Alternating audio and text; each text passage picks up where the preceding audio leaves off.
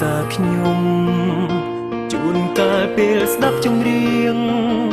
ធ្វើឲ្យខ្ញុំយំព្រោះខ្ញុំនឹកមិត្តព្រោះខ្ញុំនឹកមិត្តទោះបីជានិតណាសង្ឃឹមអ្នកបានសុំនាងគឺជាមនុស្សសំខាន់ជាផ្នែកនៃជីវិតមកពេលពួងយើងខុសគ្នាប៉ុន្តែនៅដូចដួងច័ន្ទព្រមខ្ញុំគិតមិត្តព្រមខ្ញុំគិតមិត្តដងហើមខ្ញុំគិតដល់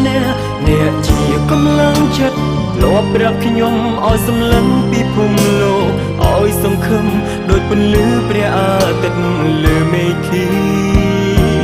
ភូមិលោកនេះ